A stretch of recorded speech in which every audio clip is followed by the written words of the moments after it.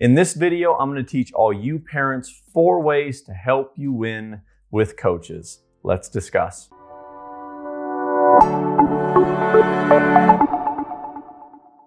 There are a lot of challenges that go into being a sport parent, and parenting athletes alone comes with its own set of challenges. And I've got a lot of content on my YouTube channel to help you with that. And of course, there's absolutely going to be more of that to come. Today, however, we are going to be talking nothing about helping you with your athletes, but rather how to help you with their coaches. Now, this video is packed full of information, and some of the information you may already know, but I want to go a layer deeper with a lot of this conversation and even challenge some of those misconceptions that some of you parents might have and how you should be approaching your relationship with the coach. So today, I'm going to talk about 4 things that you can do immediately to build a better relationship with that coach. And this video is packed full of value. It's packed full of the value that you deserve for even taking time out of your day to watch this video in the first place. Speaking of value, let's start off with giving you a free gift today for stopping by the channel. If you have a child that's an athlete or a performer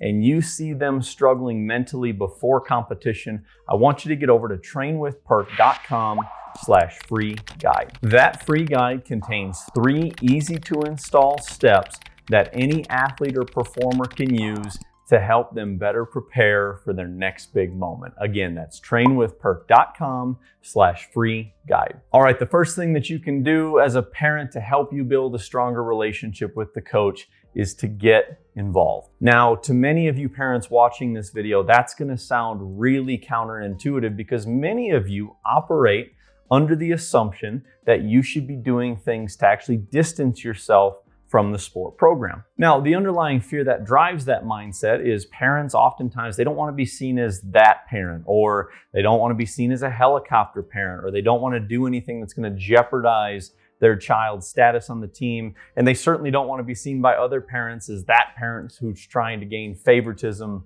with the coach. So the easiest way for most parents to avoid all of that and eliminate any chance of that ever happening is to just distance themselves from the program so that way they don't jeopardize the relationship with anyone around them, especially with the coach. And that absolutely works. The problem is, though, is that while you're not jeopardizing the relationship with the coach, you're also not really building one either. And when you don't have a relationship with someone, that can become a real challenge, especially if an issue arises between your child and the team, and now you're put into a situation where you're going to go and try and navigate a challenging conversation with someone that you barely know or have barely talked to. So what you should be doing is getting involved, but getting involved the right way. And the easiest way to do this is to find a way to make the coach's life easier somehow, because at times being a coach can be very difficult. And this could be anything such as coordinating travel on a few of the team's trips,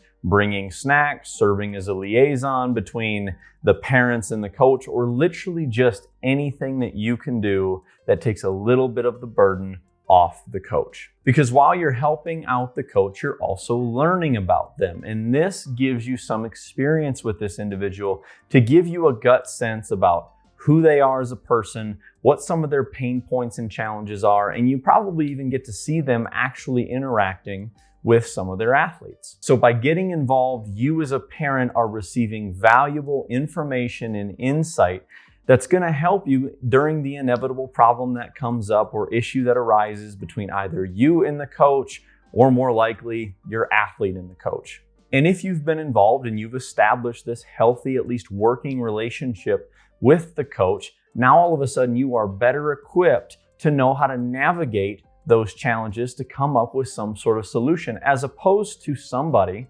who their first conversation with the coach is going to be over some sort of dispute or conflict. That leads us to the second thing that you can do to build a strong relationship with the coach.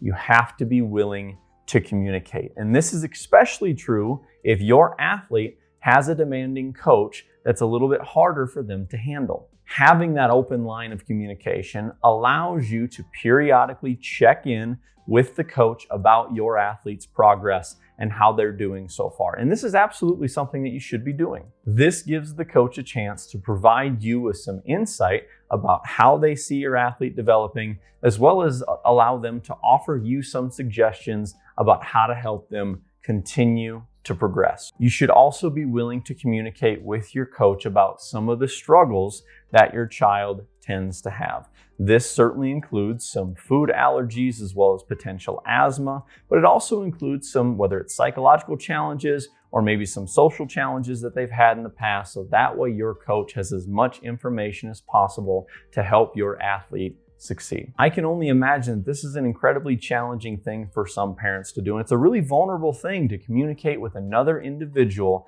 about some of the struggles that your child tends to have. But it's absolutely necessary information for the coach, because there's nothing worse for a coach than to not know something about your athlete that probably would have helped them respond better to a situation if only they would have known that piece of information in the first place. All right, the third way you can build a strong relationship with your coach is to know your role and to not breach boundaries. Relationships are all about trust, and the relationship that you have between yourself and your child's coach is no different. You expect them to operate morally and ethically and to always have your child's best interest in mind. They are also allowed to have expectations of you, because relationships are a two-way street, and their expectation of you as a parent is to know your role as a parent and not step outside of that role. If you do step outside of your boundaries as a parent, that will absolutely result in a breach of trust between you and the coach, and they're not going to trust you as much if they don't know that you understand what your role is supposed to be. Here are a few things that immediately will cause your child's coach not to trust you because you stepped outside of your role as a parent. Coaching your child from the sidelines, asking for more playing time for your child. Ask that your child play a specific position. Criticizing the coach for strategies that they use. Criticizing the umpires or the referees for calls that are wrong. None of those things fall within your role as a parent, and if you do those things, that is absolutely going to breach that veil of trust between you and the coach, and it's not going to help that relationship at all. Like I said, you have your expectations of them, and they have expectations of you as well. The last thing that you can do to build a strong relationship with the coach is to learn to advocate for your child the right way. Now, a disclaimer here, of course, is that it's absolutely your right and responsibility as a parent to always be an advocate for your child. So if you see the coach doing something immoral, unethical, or even unlawful, it's absolutely your right and responsibility to take the necessary steps against that individual. For the sake of this conversation, I'm going to assume that your coach isn't doing any of that, and instead talk to you about how to navigate those inevitable issues of playing time, potential personality differences between your athlete and the coach, or unhappiness about your child's role on the team. One of the biggest mistakes I see here from parents is that they don't teach their child how to talk to their coach. I've mentioned this before in another video, and I'll absolutely leave that link to that video here, but it's worth mentioning again. It is incredibly important for your son or daughter to learn how to navigate conversations with individuals who hold a position of authority over them. And this is why it's so important that you already have a healthy, working, and pre-established relationship with the coach for all the reasons that we've talked about to this point in the video, but especially this one. For example, let's say that your child is unhappy about playing time, and you know from experience, you've spent time with the coach, and you know they're not this big, mean, malicious person, and they're certainly not this big, bad person that your child has made them out to be in their head. So you could go to the coach and ask the coach, what does your child need to work on to earn a bigger role on the team? Or you could teach your child how to do that. Now listen, you can be there in the meeting with them, but I would absolutely recommend that you sit down and role play and rehearse with your child what they need to say and how they need to say it. And you've probably briefed the coach on how you're going to approach this conversation, so they're well aware of what's going on. When the meeting starts, you don't speak for them, and you wait patiently for them to speak.